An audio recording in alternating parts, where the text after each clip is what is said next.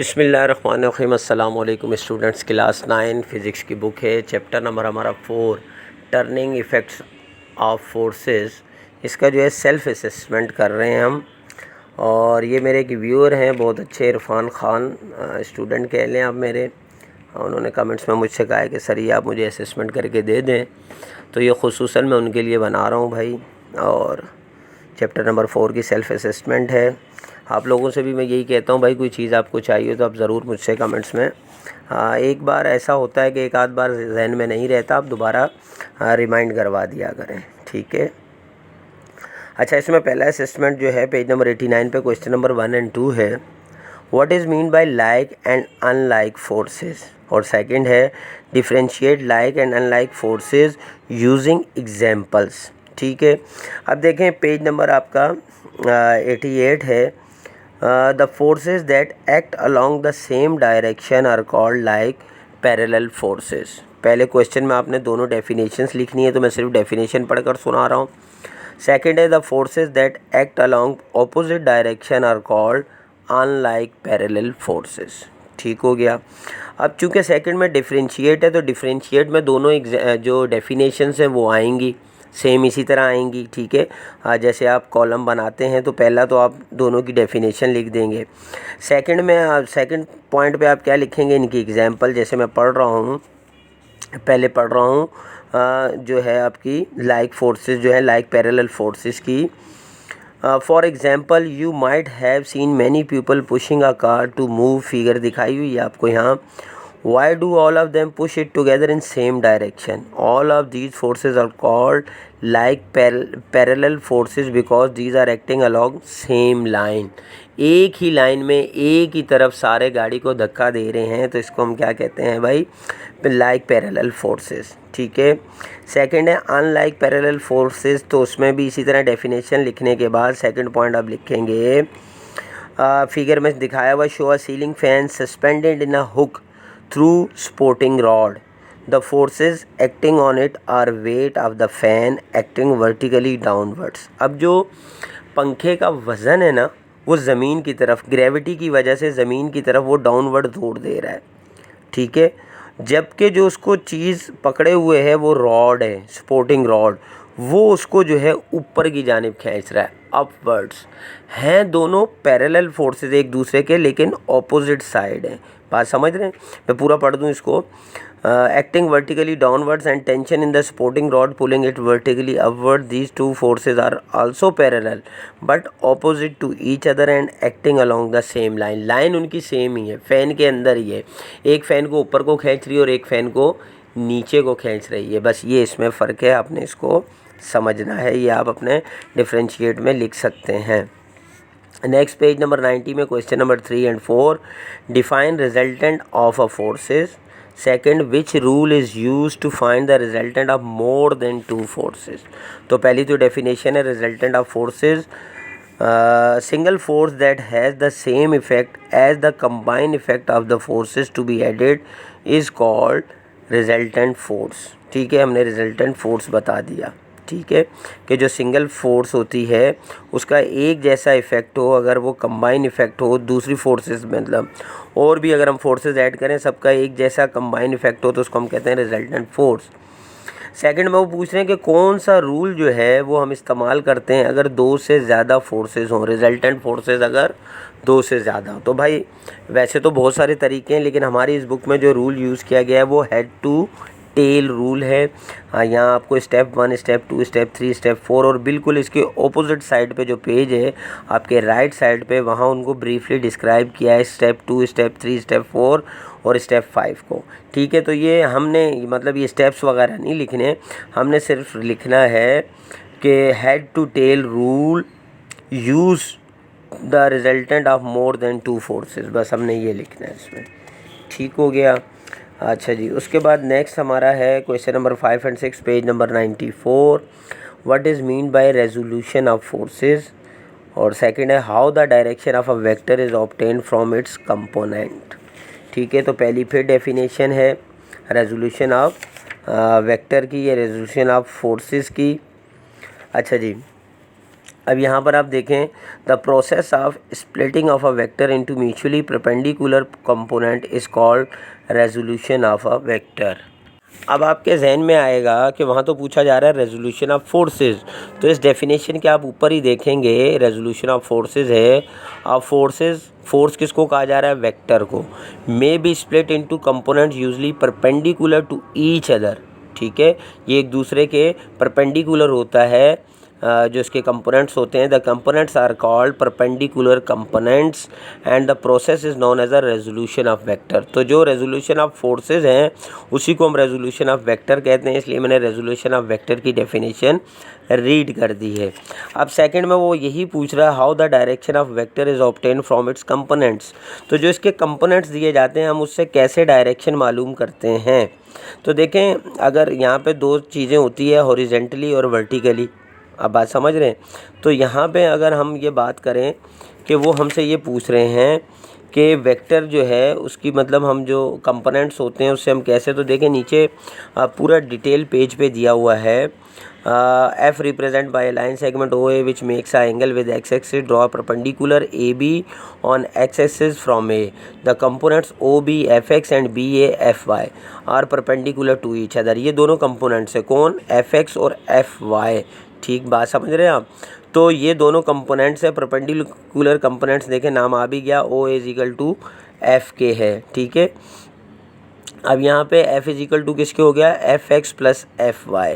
तो F X over F पूरा formula किया हुआ है, O B divided by O है, कॉस और साइन। आप ये भी कह सकते हैं कॉस टीटा और साइन टीटा दोनों जो हैं वो कंपोनेंट्स हैं वेक्टर के, यानी वेक्टर जिस तरह हम मालूम करते हैं। आप एक चीज़ तो ये इस पेज में से आप पूरा ये लिख कर बता सकते हैं। अच्छा, दूसरा, इससे अगर बैक साइड पेज पे जाए 91 पे, तो ट्रिग्नोमेट्रिक रेशियो दिया हुआ है, वहाँ पे भी आप देखेंगे तो साइन, कॉस और टेन सब परपेंडिकुलर, हाइपोटेन्यूस, यानी सब बताया हुआ है। ये सारे कंपोनेंट्स हैं मतलब वेक्टर मालूम करने के। तो यहाँ यही पूछा गया कि हम अगर डायरेक्शन ऑफ वेक्टर मालूम करनी है तो उसके कंपोनेंट्स, तो ये कंपोनेंट्स दिए हुए हैं। ज़्यादा जो बेहतर है वो X Y, F X F Y, ठीक है, कॉस थीटा और साइन थीटा, आप इसको यहाँ से लिख सकते हैं। उसके बाद पेज नंबर 95 पर है, list the factor on which movement of a force depends, और सेकंड जो है वो एक न्यूमेरिकल है। तो पहले जो लिस्ट हमने देनी है कि मूवमेंट ऑफ फोर्सेस जिस पे डिपेंड करती हैं, पेज नंबर 95 पे देखें, जहाँ ऊपर टॉर्क की जो है आपको डेफिनेशन दी है, the turning effect of force is called movement of force और टॉर्क। इसके नीचे ही दिया हुआ है, इट्स डिपेंड्स अपॉन, किस पे डिपेंड करती हैं? द मैग्नीट्यूड ऑफ फोर्स और the perpendicular distance of the point of application of force from the pivot और फिल्क्रम। ये आपने इसके आंसर में लिखना है। अच्छा, उसके बाद नेक्स्ट में जो है ये आपका न्यूमेरिकल है, what will be movement of force when 500 newton force is apply on a 40 centimeter long spanner to tighten a nut. तो यहाँ जहाँ ये सेल्फ असेसमेंट दिया है इसके ऊपर ही वर्क एग्जांपल दी हुई है, सेम यही है, 20 सेंटीमीटर लॉन्ग स्पिनर है और फोर्स कितनी है? 300 न्यूटन। टार्क मालूम करना है या फोर्स मालूम करनी है, एक ही बात है। तो F is equal to 300 newton, और तो फार्मूला क्या है? टॉर्क का sign is equal to F multiply by L। तो फोर्स हमारे पास कितनी है? 300 एन मल्टीप्लाई बाय, अब देखें 20 सेंटीमीटर को हम मीटर में चेंज करेंगे, डिवाइडेड बाय 100, तो 0.20 आ गया, मल्टीप्लाई किया तो 16 आपका NM आ गया।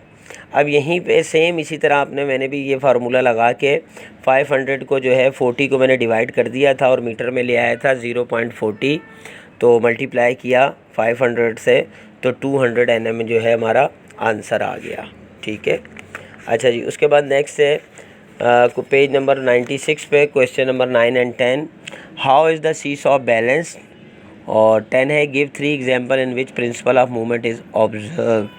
पहले तो सीसॉ कैसे बैलेंस होता है, तो भाई देखें ऊपर ही प्रिंसिपल ऑफ मूवमेंट दिया हुआ है इसी पेज पर, उसका सेकंड पैराग्राफ है। आप सारा नहीं लिखेंगे, 2 चिल्ड्रन आर प्लेइंग, वो तो ज़ाहिर खेल रहे हैं, हमें सिर्फ बताना है when the clockwise turning effect of Fatima is equal to the anti clockwise turning effect of Fahim, then seesaw balances, in this case they can not swing.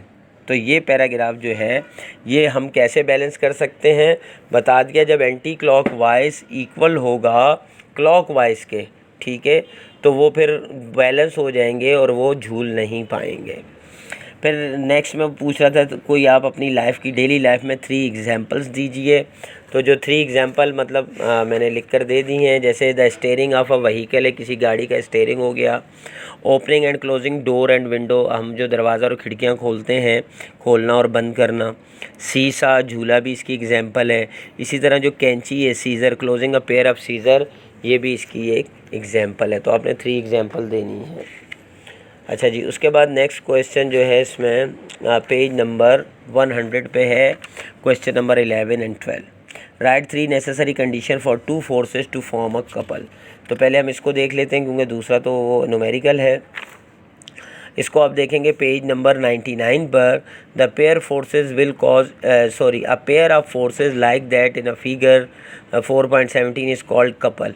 A couple has turning effect but does not cause an object to accelerate. To form a couple, 2 forces must be equal in magnitude, parallel but opposite in direction, separated by a distance। हमें जो है सिर्फ question में यही पूछा गया है necessary 3 condition. तो आप यहाँ सिर्फ कंडीशन के ऊपर भी लाइन बना के लिख सकते हैं 3 necessary condition for 2 forces to form a couple।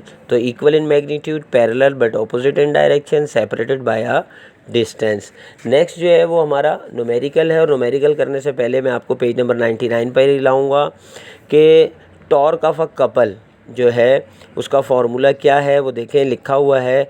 पहले ब्रैकेट्स में जो है OP जो कंपोनेंट्स वगैरह शो करने हैं, हमें डिस्टेंस वगैरह दिखाना है, लेकिन लास्ट में जो टॉर्क ऑफ कपल का फार्मूला है वो F मल्टीप्लाई बाय D है, फोर्स मल्टीप्लाई बाय डिस्टेंस। तो मैंने भी फोर्स मल्टीप्लाई बाय डिस्टेंस जो है तो 5 न्यूटन दिया हुआ है हमें, और उसमें जो मोमेंटम आर्म दिए हुए 0.5 मीटर है। तो हम इसको मल्टीप्लाई कर देंगे तो 2.5 हमारे पास NM आ जाएगा। ठीक हो गया। अच्छा, जिसके बाद इसका नेक्स्ट है क्वेश्चन पेज नंबर 105 पर। List 3 states of equilibrium. ठीक है, और why a bodies and stable equilibrium does not return back to its original position when given a small tilt. तो हमें पहले बताना है 3 स्टेट ऑफ इक्विलिब्रियम। आप सबको मालूम हो, पेज नंबर 103 पर there are 3 states of equilibrium: stable equilibrium, unstable equilibrium and neutral equilibrium. ठीक है, ये बताने के बाद वो नेक्स्ट क्वेश्चन में पूछ रहा है कि why a bodies unstable equilibrium does not, क्यों एक अनस्टेबल इक्विलिब्रियम बॉडी जो है वो वापस रिटर्न बैक नहीं आती अपनी असल पोजीशन में जब उसको थोड़ा सा झुका दिया जाए। तो आप पेज नंबर 104 पर देखेंगे एक पेपर की कॉन बनाई गई है। अब देखें कॉन जो है पूरा पेपर ऊपर देखें कितना बड़ा, और नीचे कॉन का जो बिल्कुल आप कह लेंगे बेस पॉइंट है कितना बारीक है। अगर उसको हम झुका देंगे तो कभी भी वापस जो है वो नहीं आ सकता। अब क्यों नहीं आ सकता, इसकी वजह हम यहाँ से लिखेंगे इस सवाल के जवाब में। A body is unstable equilibrium because, या आप यूँ लिख सकते हैं a body's unstable equilibrium does not return back to its original position when given a small tilt because its center of gravity is at highest position. When it is tilt, its center of gravity is lowered. Its previous position cannot be restored by rising its। ठीक हो गया। उसके बाद last है page number 106 पर। Why racing car are made heavy at bottom. तो आपको सामने ही दिया हुआ है इसके पेज के ऊपर ही, the sports car are made heavy at bottom which lower the center of mass and hence increase the stability. ठीक है, ताकि उसकी स्टेबिलिटी को बरकरार रखा जा सके। 16 है why the base area Bunsen burner is made larger. अब इसका भी मैंने यहाँ आंसर लिख दिया, because in order to increase the stability of Bunsen burner its base is made larger. ताकि क्योंकि ज़ाहिर है वो एक भाई जलने वाली चीज़ है, उसमें ऑयल मौजूद होता है और उसको स्टेबल रखना पड़ता है। उसकी बेस इसलिए बड़ी बनाई जाती है कि वो हवा के झोंके से या कोई चीज़ लग जाने से हल्की फुल्की वो गिर ना जाए, तो इसलिए उसको स्टेबल करने के लिए उसकी बेस जो है वो लार्जर बनाई जाती है। तो ये हमारा जो है आज जो सेल्फ असेसमेंट था पेज नंबर चैप्टर नंबर 4 का, ये कंप्लीट हो गया। और आई होप कि आपको अच्छी तरह समझ आया होगा। कोई चीज़ अगर मिसिंग हो तो आप कमेंट्स में पूछ सकते हैं। इंशाल्लाह नेक्स्ट वीडियो में मिलते हैं, जब तक के लिए इजाज़त दीजिए। अल्लाह हाफ़िज़।